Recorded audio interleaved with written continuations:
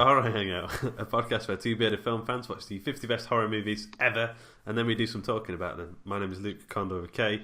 My cat Oscar's just over there. Oh, and Ben's here as well. Hey, Ben. Hello, I'm here. Third on that list of Horror Hangout Horror Hangout presenters. I've been demoted, it would seem. Oscar has some pretty keen insights into the world of horror. He actually does a great impression of Bela Lugosi. Oh, really? Honestly, like when he needs a poo, he pulls that Dracula face. He sits on your lap or gets very near to you, and he just looks at you. I think he's trying to hypnotise you with his eyes to sort out his litter tray. Like, this is probably the third occasion you've talked about cats pooing on this show. It's a big part of my life with Oscar poo. In the show notes, we'll put whatever episodes you've discussed it. Just so people can go and hunt down your thoughts and feelings on cat shit. Cat shit, yeah. It's one of those things in my life. There's like eating, sleeping. Does Oscar need a poo? It's like the constant. You need those constants in your life to keep yourself grounded. Pillars, you could say. Poolers. Yeah, keep yourself grounded, keep yourself level-headed, always on that even keel. Yeah. Oscar taking a shit. How's it going, man? You alright? Yeah, it's good. It's good. And you? And a devil are you? Yeah, pretty good. I've still got a bit of a cold. Sorry about that, guys. You'll have to bear with me. Also, I was listening to the last episode and I thought I was a little bit low energy. So I'm going to try and do some... Every now and again, I'm just going to scream. Low energy. That's just your vibe, man. Isn't it? That's just your vibe. Don't go messing with your vibe. No? Yeah, so I'm zen. I'm zen horror fan. You're zen. You just seem like you're not bothered all the time. Well, the film was all right. Who cares? We're all going to die. We're all going to die eventually anyway. That is very much me. Generally, if anything happens, I'm quite, steady about it all. Chillaxed. Yeah. Which is, people like that are good in most scenarios, but there are a few scenarios that people like you are a hindrance. Well, like, I'm not a hindrance. Panic stations! Oh, come on, guys. Let's all just walk to the next available evacuation. Carrying my pint of beer. Did you see that guy in the London thing? Yeah, I did, yeah. He didn't want to spill his pint. Expensive beer prices, clear. Zen dude. He's on a similar wavelength to me. Okay, so if you didn't know the premise of this whole podcast, we talk about the 50 best horror movies ever. So let's put together by Empire. We've done a couple of recent films, and we thought we'd get back on the list. I know Ben's been looking forward to this one. Back on the old list, back on the grind, crawling our way through the list. Back to the day job. Oh, we got to go back to do the list again, have we? God. So, yeah. So with number 36, we're slowly getting there. This is the 1931 version. This is the Universal classic Dracula. We've done another Dracula before, the Hammer horror one, and we'll talk about that, I guess, at some point. But do you want to tell us a bit about it, Ben? Yes, indeed. So Dracula is a 1931 American horror film directed by Tod Browning and starring Bela Lugosi. Is that correct? Yeah. As Count Dracula. The film was produced by Universal and is based on the 1924 stage play Dracula by Hamilton Deane, which is loosely based on the novel Dracula by Bram Stoker. And the story is the ancient vampire Count Dracula arrives in England for a lad's holiday and begins to prey upon the virtuous young Mina. I'm getting deja vu. Pretty sure we talked about this before. What? Okay, so this is what Empire Brand new Magazine information. Had to say. Creaky by today's standards, Tod Browning's Dracula remains seminal for its place in horror history, as well as for its eerie central performance by Bela Lugosi and the scene-stealing of Dwight Fry. Dwight Fry, I actually quite enjoyed him in this film. The film is strongest in its opening stretch as Fry's Renfield visits the stunning colossal set of Dracula's castle, meets the sombre Count, dwarfed by his cobweb surroundings, and falls foul of the vampire's ethereal brides. A sequence of exquisite beauty. Subsequently, it's a bit more plodding, and the ending is oddly rushed, but there are still unforgettable elements along the way. Well worth watching, with Philip Glass's 1999 score, which I didn't know about until afterwards. I think we missed that on a tweet there.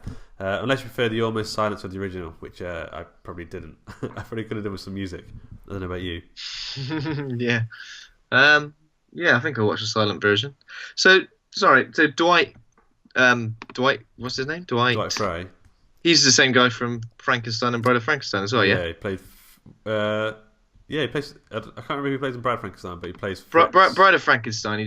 He plays just like a sort of assistant to someone else, someone who's digging up the graves and that. Oh yeah, Not yeah, Fritz. yeah. He loves it, doesn't he? He's in all of it. He's in all of these films. He's good at playing like the sort of dickish, goonish sort of side character. Dickish Goonish. That's his character's name actually in Bride of Frankenstein. Dickish Goonish. I bet he's got that on his resume or whatever it was with his when he's trying to become an actor. I'm really good at being dickish and goonish. Well, we got just a role, just a role for you, Dwight. Yeah, that's the subject he specialised in it, rather dickish, goonish. Okay, so this film got 91% fresh Rotten Tomatoes. By the way, did you see Baby Driver's got 100%? Just throwing it out there. Oh, really? A bit of Edgar Wright love, yeah. 4 out of 4. Roger Ebert's review site. So that classes a good film to him. 7.6 out of 10 on IMDb. Over in the Horror Hangout Facebook group, Andy CT said he's looking forward to see how far off Ben's quality cliff this one is. It's about 40 years off the cliff. I think I did respond to him. I said it's a significant plunge into the depths, off the edge of the cliff, into the ocean, wallowing around with all the little fishes. That's it. That's my review. My review. Yeah, okay. Yeah. And Johan Chabot says, personally, I love it even if it hasn't aged too well. I would recommend the Latino version made at the same time. It is surprisingly better and would make for a fun comparison. Didn't know there was a Latino version. It doesn't mean like there's a subtitle, like a dubbed version, or is there like one with like Latino actors? Yeah, Johan's Gibraltar, by the way, so I imagine that might be the version that he maybe watched as a kid. I don't know. You'll have to chime in there, Johan. It'll be interesting to check out. Maybe not to watch. I think by this point, after seeing 2 Draculas, I think I'm done. I don't need to see any more Dracula. Although I would say, what's his name again? The comedy version. I can't remember what it's called now. Oh, with Leslie Nielsen. I definitely recommend watching that. Also, I'd recommend watching The Young Frankenstein. Yeah, Young Frankenstein's awesome. Also, what about the 1992 Dracula with Keanu Reeves? Only watch that for Keanu Reeves' English accent. Is that Bram, which is Francis Ford Coppola's one? Yeah, because Keanu Reeves' English accent is Dracula films. Go on. Is awful. Keanu Reeves' English accent. Oh, come on, old chum. Oh, you want to pop the kettle on? It's like, well, that is a good version of it. See, Keanu Reeves is also someone who's on my Zen wavelength, I feel. But he can act as someone who isn't. Yeah. He's just like, I'm on the Zen wavelength. Yeah. Come on, Keanu, you've got to do accent. Oh, have I?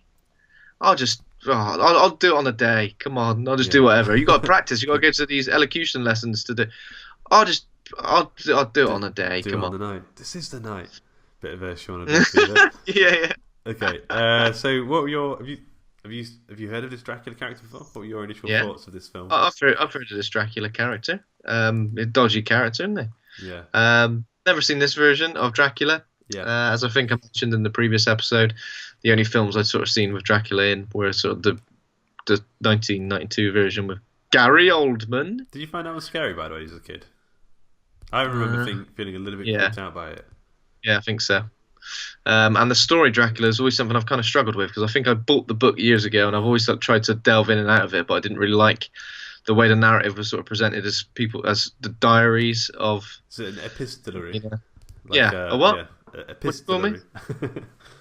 It is How a do you pronounce that? How do you pronounce it? So I only know that word from reading it. I've never said it out loud before. Yeah, there's loads of words like that. Hello. Oh. Here's our co-host. There we go. What's he got to say about Dracula? He needs a poo. He needs a poo. Yeah. Jesus. Okay. We'll sort it out. So this version is a bit creaky by today's standards, as the Empire guy said. I think that's true. It is very creaky. It does stray a little bit into the ridiculous occasionally. Some good performances. It's pretty creepy. I think visually it's really good, especially a lot of the stuff with Dracula, just brides and the sort of when they're emerging from their coffins and go and have a sleep in a coffin. But narratively, it kind of just meanders. Doesn't really go anywhere that interesting. Yeah. Spends a lot of time with people that I'm just like, who are these people? Why are we supposed to care? Dracula, even though when he's silent, he seems quite menacing. anytime he kind of speaks or involves himself with Yeah. other characters, I find him a little bit, Yeah. he's creepy, but I don't know if he's menacing. He's just No. like some dude, just like some dude staring at you on the bus. He reminds All right. me of so if people that know I've got Hungarian families. When I go to Hungary, my relatives all talk. You know when he's like Renfield goes to the house and he's like, "Follow me." He's like really kind of like sort of weird and sinister, but he's trying to be Trying to be nice. welcoming. He sounds exactly like my Hungarian family. And also, after like reading up on this, I found out Bela Lugosi is Hungarian. So I was like, oh, okay, maybe there's like something there. Maybe you're related to him. Maybe I am. Somewhere. Have your eyes been lighting up recently? Just like two little spotlights on your eyes. I don't know. I can't see my own eyes, and I can't see my own reflection. So There we go. Could be something there. Yeah. The plot thickens. How do you feel about Wolf's Bane? Hate it. Hate it. Tastes I hate it. Tastes like shit. Yuck! You ever tasted Wolf's Bane before? I don't think so.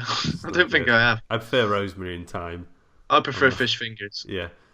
So like the first half of the film, visually it's kind of amazing and surreal and expressionistic, and like the black and white photography is so like and like the silence is really sinister when they're waking up.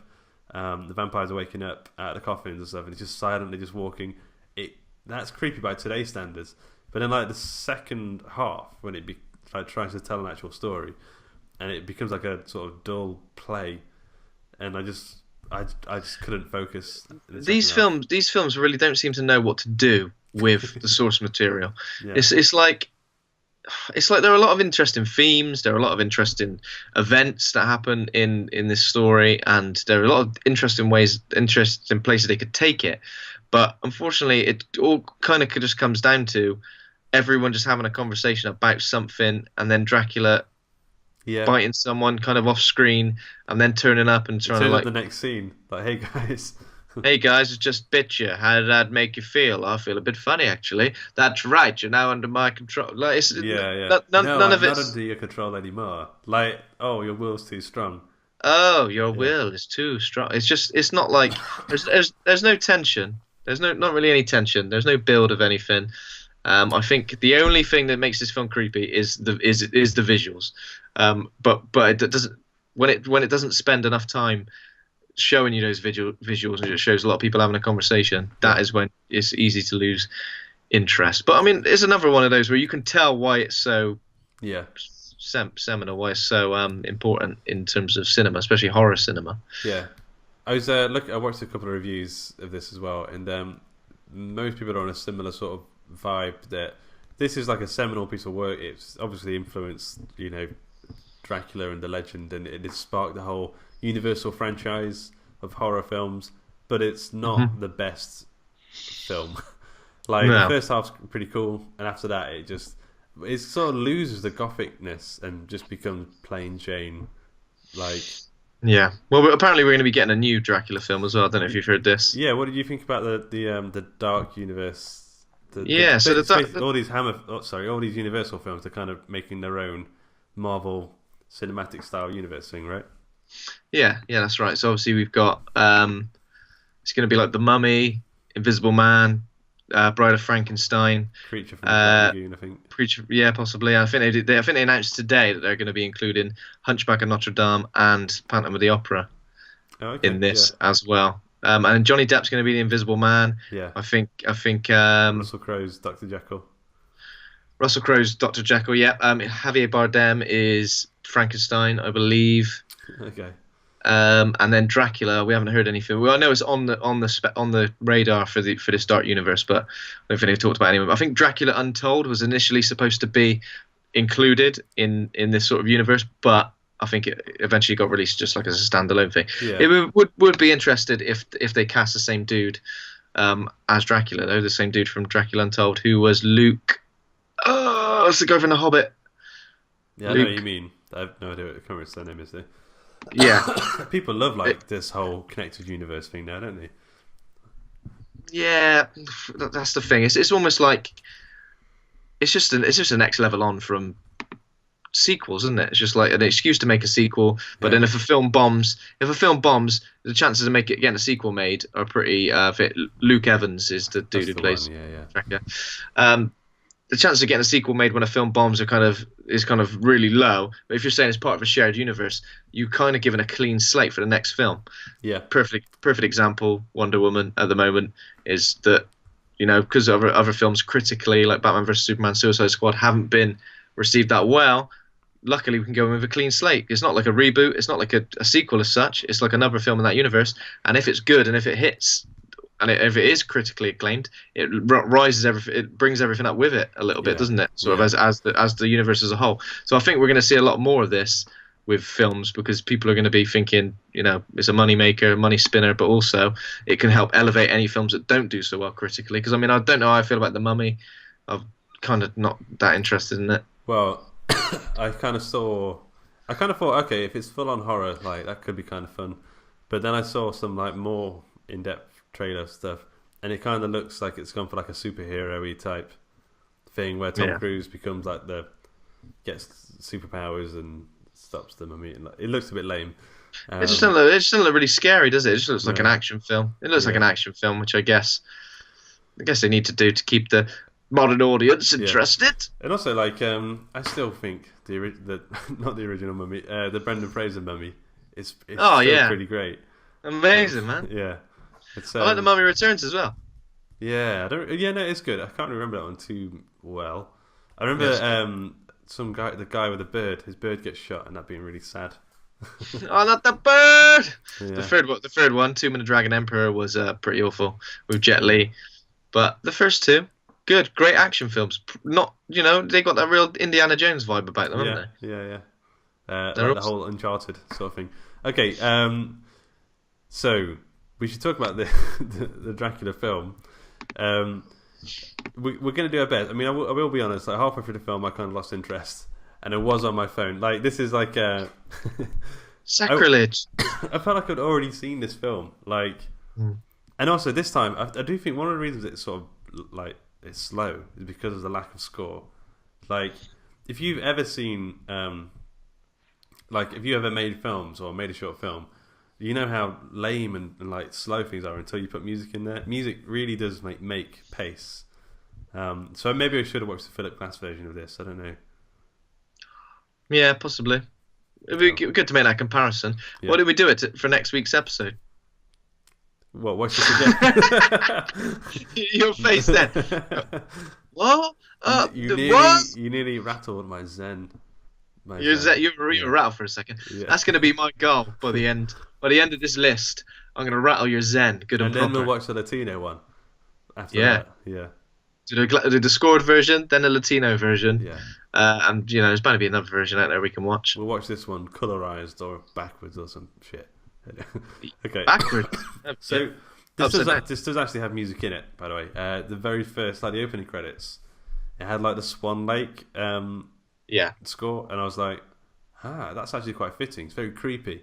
And then that's the only music we get for the entire film. So as well, so the main actors, key players, Bela Lugosi, my Hungarian brethren, as Count Dracula, Helen Chandler as Mina Seward, Dwight Fry as Renfield, Edward Van Sloan as Van Helsing, and then we've got John Harker in here as well, played by David Manners. So all the characters that you know from the Dracula universe. Yeah, all the hard hitters, all the big names. Yeah. Everyone's here. No one's missing. Yeah. So the film starts. Renfield is like I think some sort of salesman or something. He's going to Count Dracula's castle in Transylvania. He said it's in business, and the local people are like, no, they just don't believe him. No, you aren't. No. You're going where? No, you're going where? No. They just like can't be doing with it. Come on, mate. Don't. Come inside for a pack of crisps and a biscuit. Like they just don't want him to go up there. Which, like again, this bit is kind of creepy. They say that when the sun goes down, vampires wake up there. They say he turns into dogs and bats. I don't remember him really turning into dogs in any other or wolves in any other film. I don't know. No.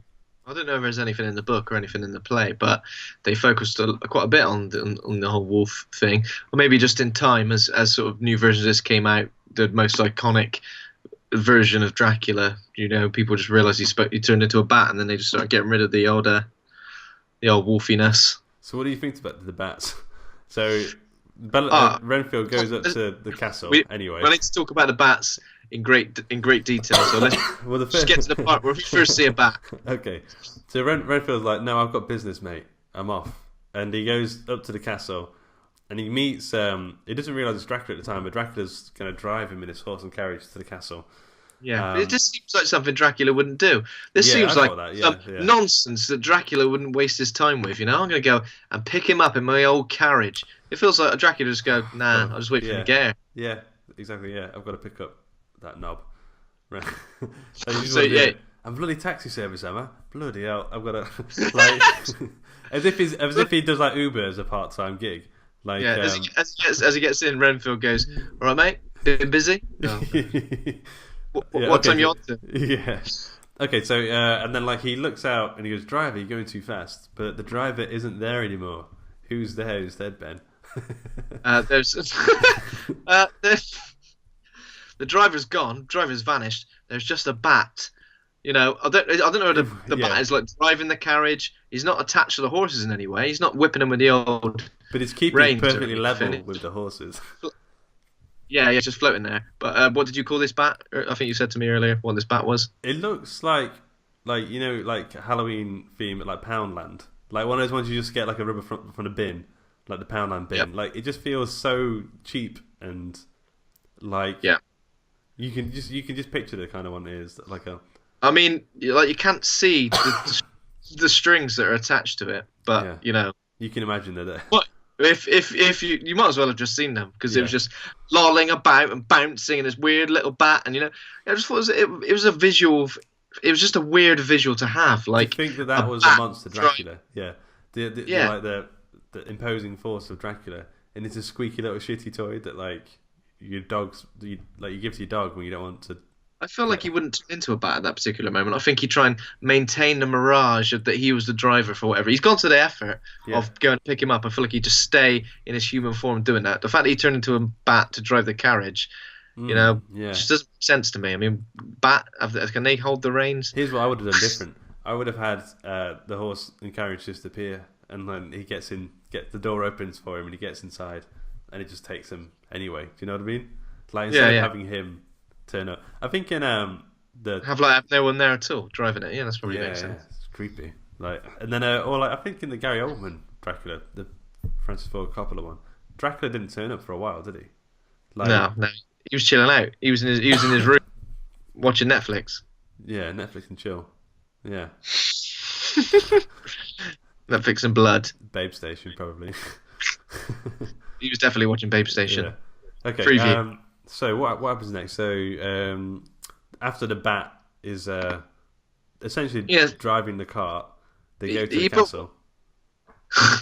Turns up at the castle, and obviously Dracula just appears. A castle covered in cobwebs everywhere. I thought, have a dust. I mean, get the old duster out. You got visitors. The least you could do is have a once round with the Hoover. Yeah. Maybe get the Mr. Sheen out. Not like a big clean, not like a big deep clean, but just like enough. And he's not only got. I'm going to say something right sexist. He's not only got one wife either. He's got three. He's got three wives. None of them do anything. Oh bloody hell! Can you imagine the headache of having three wives, Lou? Bloody hell, Jesus! Don't get me started, Jesus. He just loves it. I mean, three wives. Clearly, he's got something going on in the trousers department. Because that's not a common occurrence. I don't think having more than one wife. No, it's not. It's like a Saudi prince or something. Yeah. Little harem of women. Okay, so the castle looks kind of cool. I thought it reminds me of the Frankenstein castle. It's got the matte painting sort of look. It's kind of, I don't know. It looks creepy and gothic. And I thought Belle. Sorry, not Belle. Are you I thinking thought of Bela Beauty and the Lugosi. Beast? All right. Belle. I thought Belle when she came down the stairs in her lovely yellow gown was just beautiful. Sorry, Yeah. I've gone off topic there. Bela Lugosi when he came down the stairs as Dracula, I thought looked more menacing and creepy than Christopher Lee did. Oh yeah, yeah. I've got to say, I thought I preferred Bela Lugosi's Dracula quite a bit to the Christopher Yeah, Lee one. because it's weird because this something otherworldly and very supernatural about Bela Lugosi, whereas I think Christopher Lee And then he kind of talks. just comes across. Yeah, and then he Yeah. talks, but I think Christopher Lee kind of just comes across as, I mean, scary in his own right because he's quite an imposing figure. Christopher But, Lee's like when you've got caught in your neighbour's garden. Like it's that same sort of shit. Sorry, oh, mate. shit, no, I'm done Yeah. now. Bela The Lugosi's football like dude. he's like a surreal, ethereal sort of like an actual demon. It doesn't look quite human. Yeah, Christopher Lee. If your football went into his garden, he's popping it. With his If teeth. this ball comes in with his teeth, if this ball comes in again, I'm gonna pop it. And you go, oh sorry, Mr. Yeah. Lee, and he just goes, I'm gonna do it anyway. Oh, that was five. That was a £5 Sports Direct. Yeah. Oh. Yeah, so don't lose your ball over Christopher Lee's garden. Okay, so what happens next? Okay, so Dracula's like showing him around. It's quite nice actually. It's kind of creepy, but apparently he doesn't know English, by the way, the actor. So I think maybe this is the way he talks in English. I imagine that's how Dracula, who hasn't spoken any English to anyone in 500 years, might actually talk. Yeah.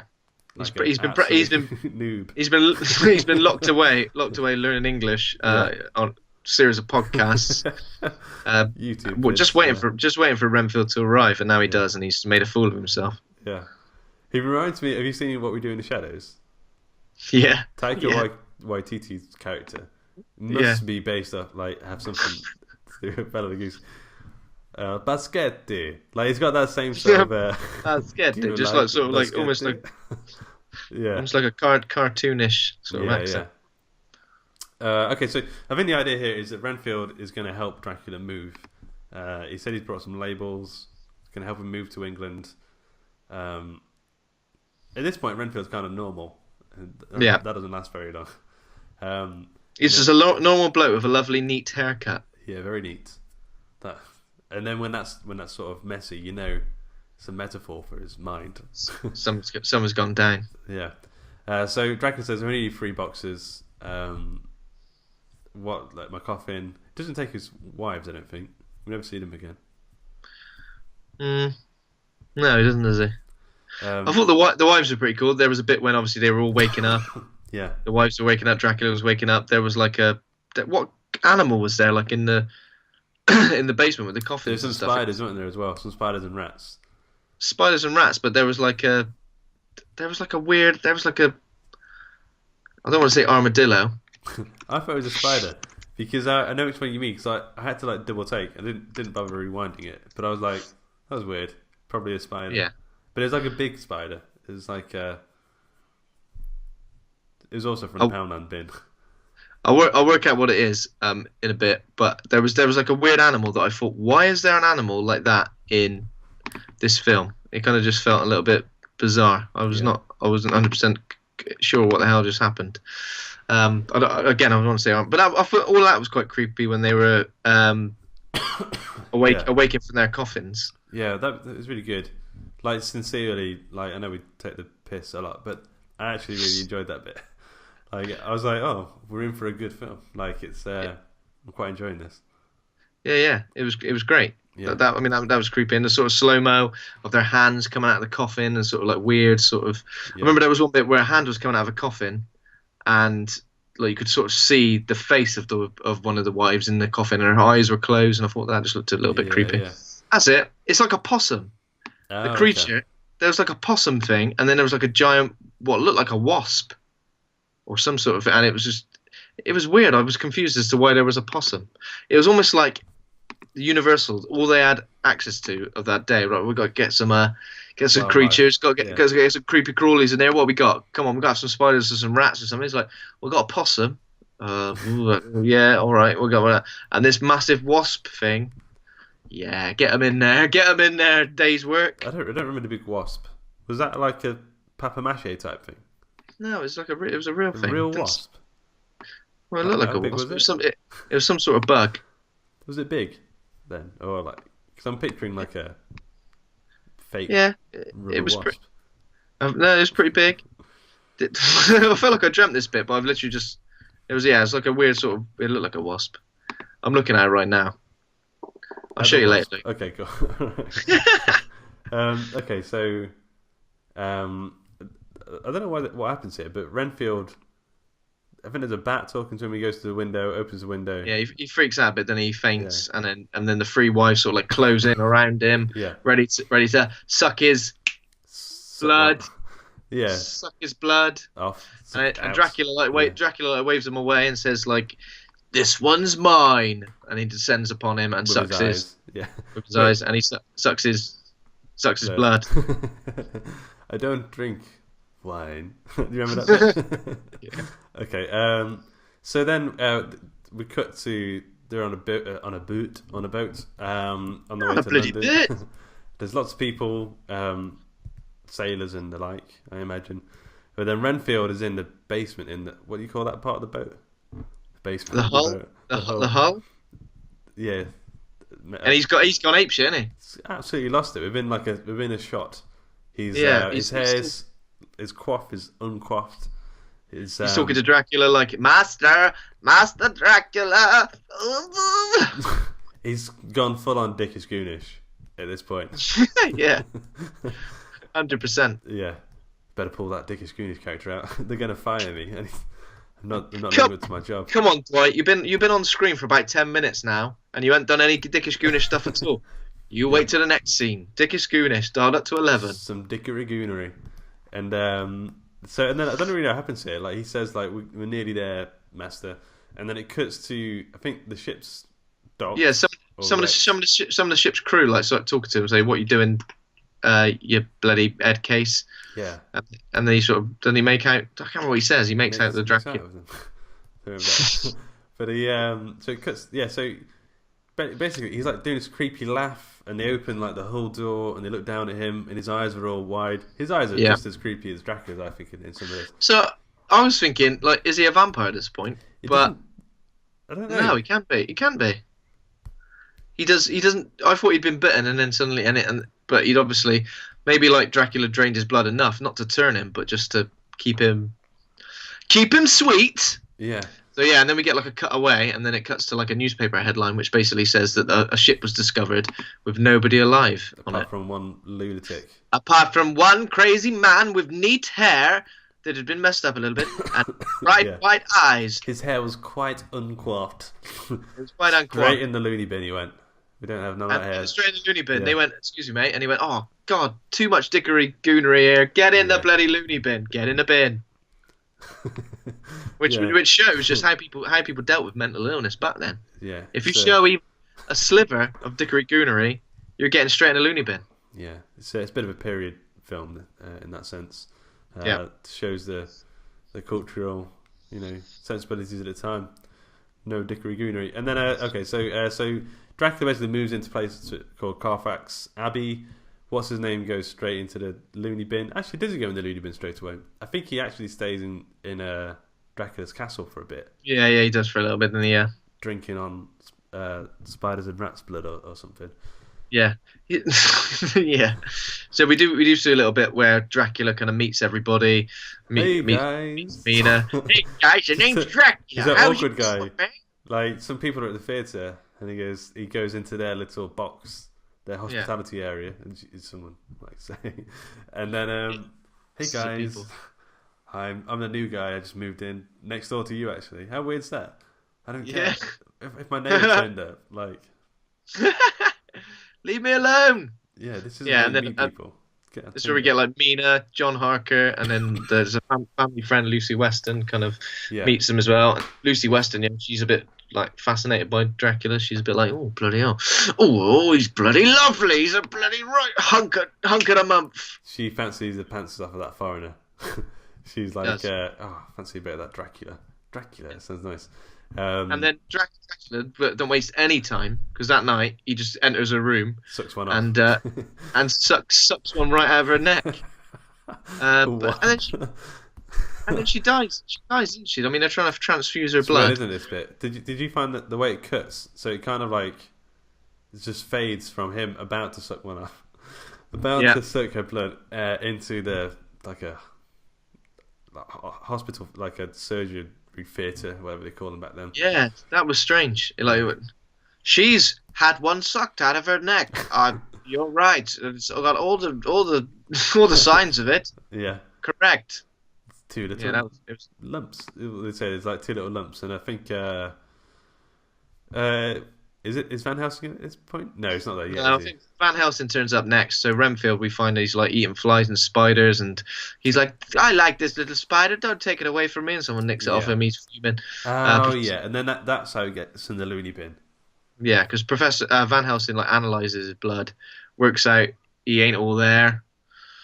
Renfield's talking about spiders and shit. I think he Yeah. has to get sent away at this point as well, doesn't he? Renfield has to get sent away. I think he does. Yeah, has to get sent away, saying he might disturb Mina's dreams, because he's gone ape shit. Really. Yeah, yeah.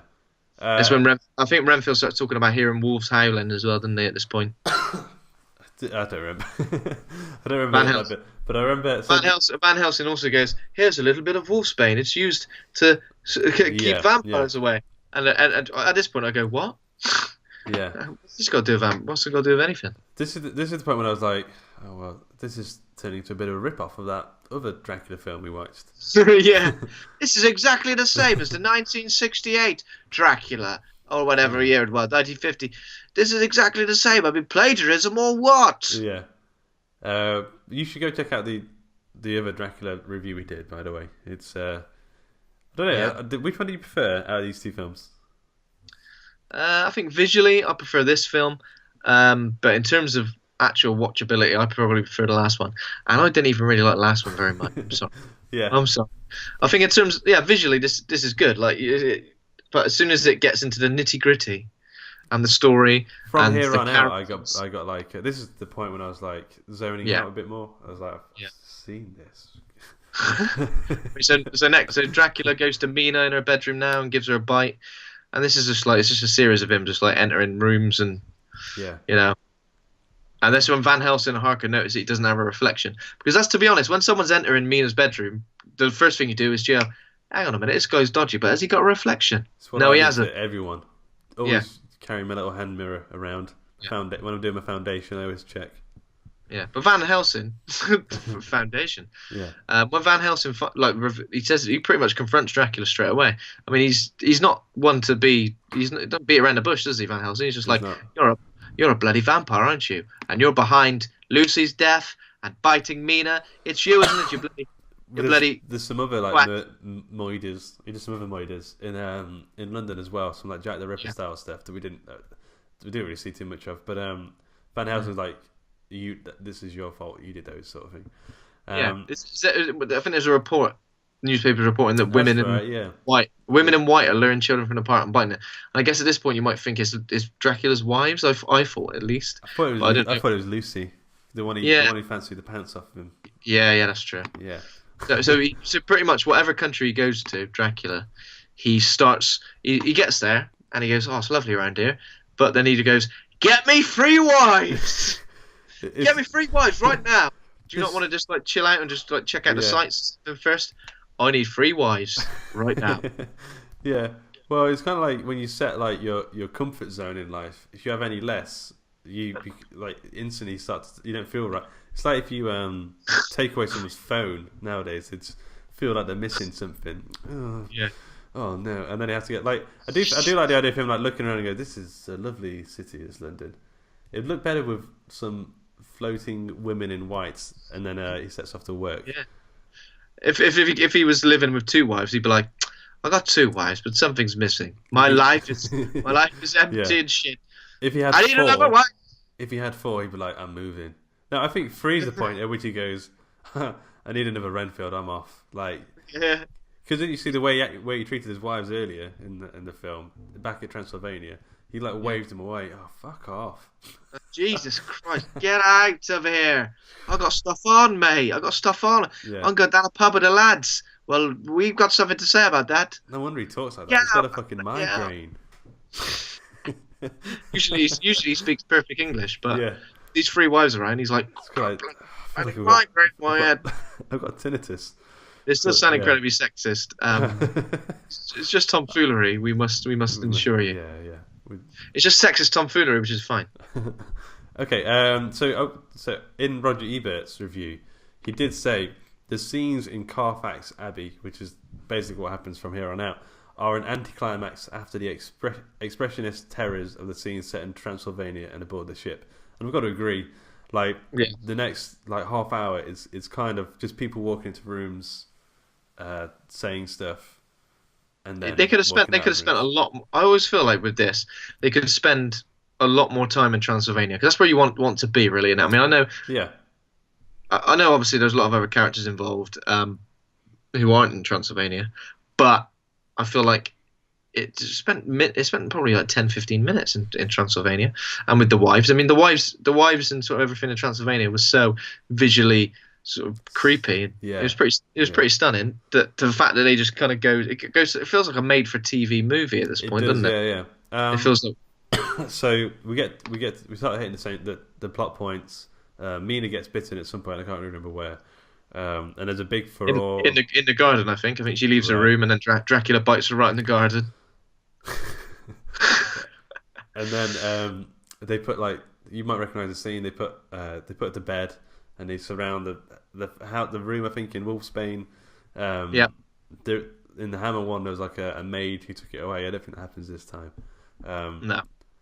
But what happens next? So then we get sort of like Renfield in the nut house. Yeah. And he's like talking about people are discussing vampires a lot, and he's got an attendant in there, and this is another possible kind of a carry-on film character. This attendant. I was going to say that. Yeah. So I was thinking as soon as he came on, I was like, oh, Ben will be loving this. They have to have like a carry-on film character every single time. Yeah, so he's like a little bit of he was quipping and he was being a bit like, "You's all bloody crazy, talking about vampires and all that stuff. I mean, I'm just over here trying to make an honest living for myself, and you're all going." I'm not sure about you either. He's like talking to the woman, and then he just disappears. He like walks backwards into the shadows. Did he have a gun at one point? And then there was another character, and they were like, "Everyone's bloody crazy around here, except me and you, and I'm not sure about you either." And she was like, "Fuck off." Yeah. He just shoots into the sky, doesn't he, or something at a bat. I was trying to shoot a bat. That's the behaviour of someone who should be in the nut house, not working in the house. Yeah. What are you doing? I'm shooting a bat out here. I've got a bloody flamethrower, and I'm taking out all the bloody bats, all the rubber bats. So I'm just I'm having to go through the Wikipedia summary here to sort of rejig on my mind on what happens at the end. What? So everything's not set up in your mind, start to finish? No, it isn't. Okay, did you even watch this? Luke, did you even watch this? I watched it with one eye. I watched the second half with one eye. All right. One eye open? Yeah. You're actually asleep. No. Okay. I mean, Renfield says, doesn't he? Dracula convinced Renfield to allow him into the sanatorium by promising him thousands of rats with blood, life in them, some metal like that. Yeah, I remember that being quite creepy. Actually, I do remember Renfield giving a bit of a speech. It was quite creepy and stuff, I guess. So what happens there? So does Dracula steal Mina? Is that what happens? I'm imagining that's what happens. Doesn't Dracula? Yeah. So I think he states that Mina now belongs to him. Right. Warns tells Van Helsing to return. Classic. Yeah. Standard fare Dracula. So yeah. So I think Here's what I imagine happens, and I did watch it, but here's what I'm remembering. So Dracula, I think he steals Mina. He goes back to his castle, his sanatorium or whatever it is. Renfield's in there. Renfield, played by Dwight Fry, has to die contractually in every film by some sort of neck trauma. Dracula, because I think he thinks Renfield's led Van Helsing and John Harker to the castle. So then he breaks Renfield's neck, right? Yeah. Throws him down the stairs, and Dwight Fry. This was quite cool. The big staircase, wasn't it? This looked pretty epic. Yeah. When he breaks his neck and slings him down there. Slings him down. At some point, Dracula goes to sleep. Yeah. Did he die off camera? Who's this? Dracula. I think he does die off camera, yeah. But I mean, there's a bit where he tries to hypnotise Van Helsing here. Yeah. So Van Helsing turns out basically like, I know you're gay, mate. Yeah. I've got it all going on. He tries to give it. He shows him a crucifix at one point, doesn't he? Yeah. Which makes him scared. But then there's an odd bit where Dracula tries to like hypnotize him. It lasts too long. It lingers too long on Van Helsing's face. So basically, right. So you. Yeah. So. Do we to do Dracula's face? This won't translate too well on the podcast to audio, but we'll try and discuss it anyway. So Dracula just does a hand. Okay, I'm there. Right, so you be Dracula. He does a hand thing. Does he? He does a weird hand thing. He does a weird like. Oh right. Okay. He looks like he's doing a shadow puppet. He does a weird hand thing, and Van Helsing like just goes through every emotion in his completely silent reaction. It's it's like a wait, what are you doing to me? Oh, you're trying to hypnotize me, are you? Oh, you can't. Oh, it's just it lasts so long. This is a good minute. Yeah. I might be overcooking it now. There's a good minute of Dracula just looking and doing something with his hand. You know what and Van Helsing just the actor, making faces. Like thinking, I need to get my show reel together. I need people to see my full portfolio of faces. Yeah. I mean, he went for every emotion there, Van Helsing. He went for fear. I wouldn't have done that, I think, if I was Dracula. I would have done the Professor X. You know, when I have the circles sort of appear. Okay.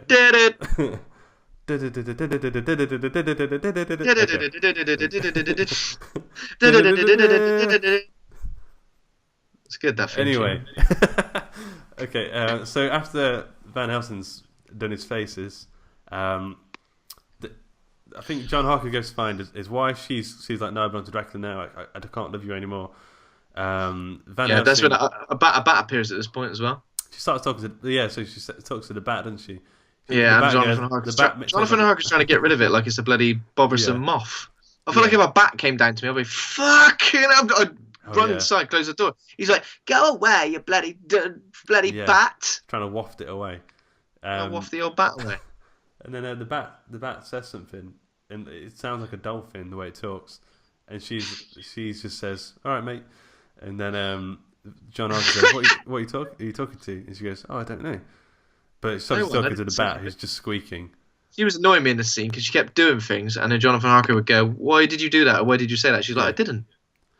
Don't be so obvious about it, love. Come on. You on camera, missus. Oh, okay. Yeah. So at this point, Van Helsing kills Dracula.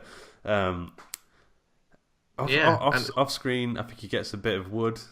We hear the hammer going in. He's not very prepared. I think he asked Jonathan Harker to get him a bit of wood. Get me a bit of wood. I've got to kill him.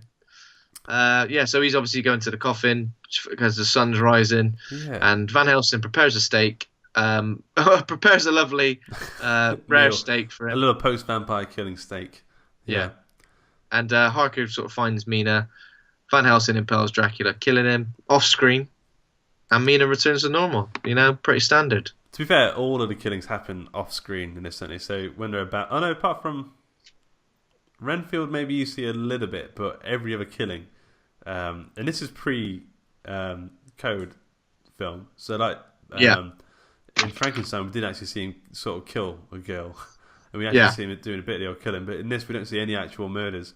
I would like to see the stake going into Dracula's chest, like in a Hammer version, but I guess they were too prudish for that. I imagine it would just have been a rubber bat laid on its back, getting squashed. Yeah. Die, Dracula! Oh no! He's making squeaky noises like a chew toy. Yeah. Okay. So and that's it. I mean, that's it. I mean, that's how Dracula ends, and it ends super quickly. Like most of these films don't have a denouement. I think we talked about that before, and it just that happens and it just ends. So roll credits. It was an hour and 15 again, like a lot of these films, but felt a lot longer. Let me ask you. Okay, so out of these Universal ones, so what we're seeing, so Frankenstein, Bride of Frankenstein, Dracula. Which one has been your favourite? Which one's been your least favourite?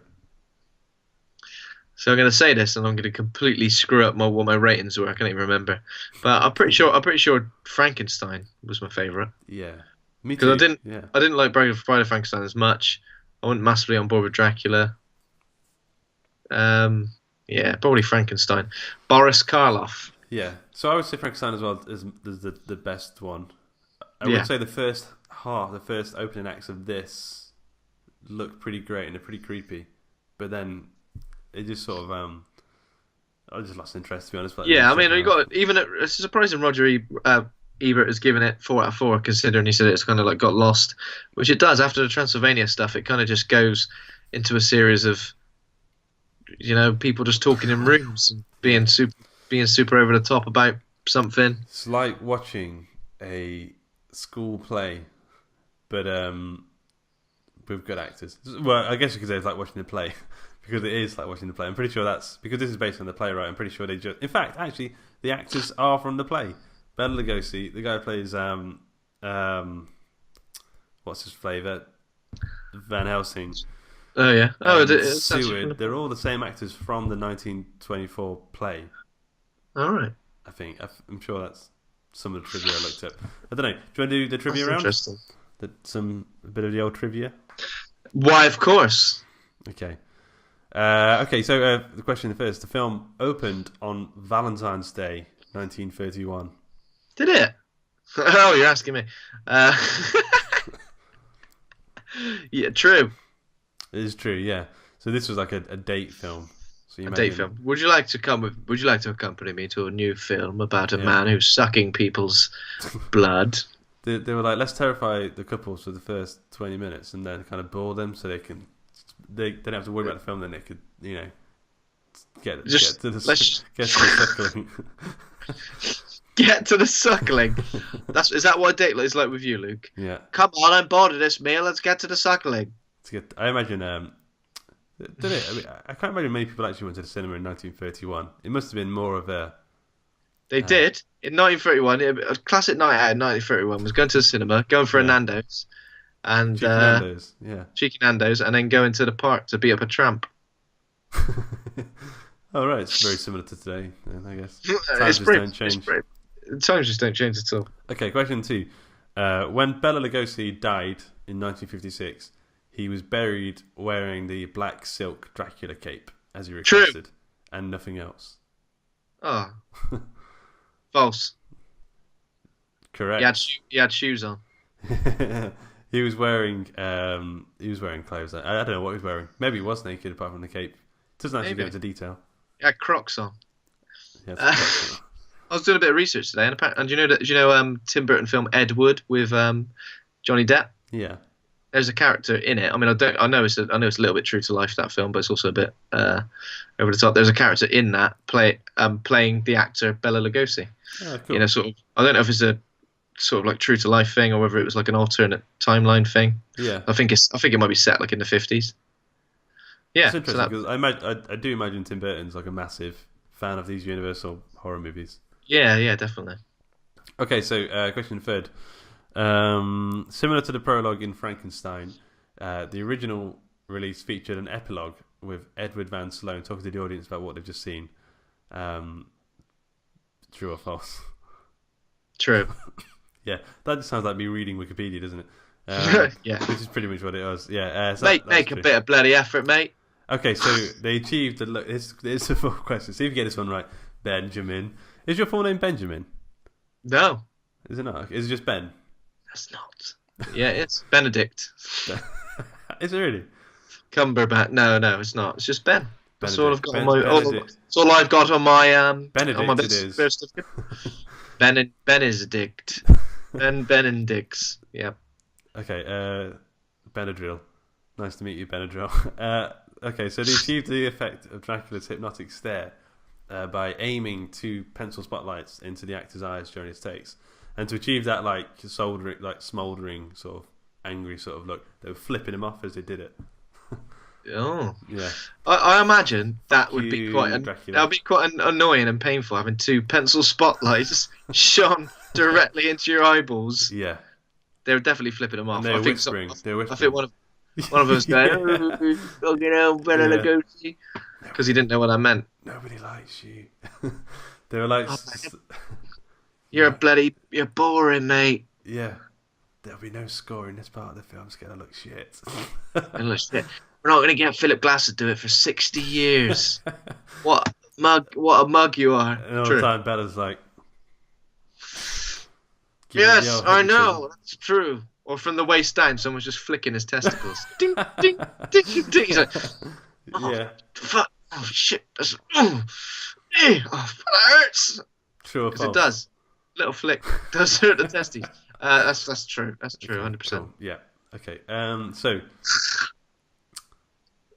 the large, expansive sets built for Transylvania Castle and Carfax Abbey sequences, they kept them there for years afterwards, and are used in many of the Universal films for over a decade, and porn. I say that's true. Maybe you've added the and porn bit to it. Of course I did. Of course I did. Of course I did. I've always added and porn to stuff, you know? Just a normal conversation. Yeah. See how people react. What did you do last night? Watch EastEnders, watch Family Guy, and porn. Just to see how people, people react. Yeah. A lot of people give me the Bela Lugosi look. What? It's also the same look you were doing while you were watching said porn. And I was flicking my own testicles, so it's probably where that look came from. Well, whatever gets you off, Luke. You know, I'm not here to judge. Yeah. Okay. No, that's part of the porn. I like to be judged. Are you judging me? No. Oh, go on, please judge me. Judge me harder. Yeah. Okay. Grading the films. So obviously this is right up there for you. So like an A plus or something. What are you going to go for? As I said previously, this is obviously a great looking film. Looks bloody lovely, but unfortunately, I feel like the only good parts of the film for me are like the first. Yeah. I like the first 10, 15 minutes. Unfortunately, after that, I really lost interest. It felt like it took some good ideas, and then it kind of just went, look, here's some people chatting about stuff. Someone got bit. Someone's a vampire. Is that a rubber bat hanging out my window? Don't care. Did you get your phone out? It's the all important phone out test. This is true. Like, I did get my phone out, but I remember I was looking at kind of things that were on like social media of it. I was looking at different websites talking about it, which is probably like the wrong thing to do. Usually something I do after we watch these films. I was kind of like doing two birds, one stone type of thing. You can tell when I'm losing interest when I'm taking a picture of the film I'm watching. Do you know what I mean? To talk about the film watching rather than actually watching it. That's true. Like, I did lose interest, unfortunately, but I think if the whole film was like the first 10, 15 minutes, I probably would have enjoyed it a lot more. So I can understand why it's classic, but at the same time, it does suffer from just being a bit naff, doesn't it? I mean, if I'm going to be honest, it's probably as low as like a D- for me. Jesus, bad, that is low. But in terms of that, I'm genuinely thinking, would I ever want to watch this film ever again in the whole of my life? And I'd be tempted to watch like the opening scenes again with the Philip Glass score. I'd be interested to see how that. Yeah, and maybe the Latino version, maybe. Yeah. If I'm feeling particularly fruity one weekend, I'm gonna be like, oh, get a bloody Latino. I might make a screensaver of Dracula's face trying to hypnotize me. Yeah, that could be like a work harder, bitch sort of. Yeah. Nope, my will is too strong. I'm not doing fuck all. Yeah. Yeah. Have that. Netflix it is. Okay, so I would give the film I'm going to give it a C, because I mean, this is just okay. Like, it's a full on like average. Do you know what I mean? It passes. It passes. Yeah. Again, but this is a film you can clearly. It's obviously of its time. Clearly a classic film. I've explained this every episode, but I'm going to explain it again just in case people go, "You ignorant fool." I've been brought up on like film horror from like the 70s and 80s. Well, like the 80s probably mostly. So my barometer for what's a good horror film is kind of tainted by, actually good films. Yeah. It's tainted. Yeah. So I did struggle with this one a little bit. Good films have ruined your watching experience. All these bloody good, classic, superb films with great actors and superb storylines and phenomenal soundtracks. They've ruined the way I take shit films now. Yeah. Well, so John Carpenter, Stanley Kubrick, you all of you, bastards, you you absolute yeah. So twats. well, don't worry because we are like over the we're coming out of the cliff now. So we're going to be climbing up, back up. We've got an 80s film next, then a noughties film after that, and then a 60s film. I think. Okay, so I mean, so I give it a C, you give it a D minus. Let's just say a D plus. It might have been a different. It might have been a different score if perhaps we hadn't watched Frankenstein and Bride of Frankenstein recently, and we hadn't watched the other Dracula recently. Yeah, I feel like it kind of definitely, yeah. because those films kind of zapped my enthusiasm for these Universal horror films or Hammer horror films. I kind of Totally. killed me dead. Yeah, after the Hammer one, because I mean the Hammer one again, like didn't enjoy as I don't think it was amazing. So to watch this again, it was a bit like a chore, which is why I give it a C. You know, And this should never C be a for chore, Luke. No. This should never be a chore. This should be, this is all. We only get one. Life is not a dress rehearsal, Luke. We should be enjoying ourselves day in day out, watching EastEnders, Family Guy, and porn. Okay, so next week we are talking about Poltergeists, which turns out isn't directed by Steven Spielberg, which I always thought it was. No, is he just a producer, possibly? I don't know. I've not looked He's into involved. it. He's involved somehow, I'm sure. Yeah, but I always thought it was a Steven Spielberg film. Maybe he's just producer. I don't know. Okay, so we'll talk about that nonsense, and porn. Okay, so the show is brought to you by the Story Studio Hawk and Cleaver. Head over to hawkandcleaver.com or theotherstories.net and check out our other podcasts. Become a patron over at patreon.com/Hawk and Cleaver. Thanks to Kovac Cowman for our theme music. Thanks to Acast for hosting the show. Thanks to the listeners. If you enjoyed the show, please give us a 5-star rating. We've only got like 2 5-star ratings so far. So if you're That's not enough. No, it's not enough. We need 3. Give them in. We need to get the whole Dracula free. The old Dracula threesome going now. Okay, and remember to hit subscribe. Thanks to my co-host Oscar. He has gone. Cheers, Oscar. Cheers, Oscar. You've done well tonight, mate. I wonder where he is right now.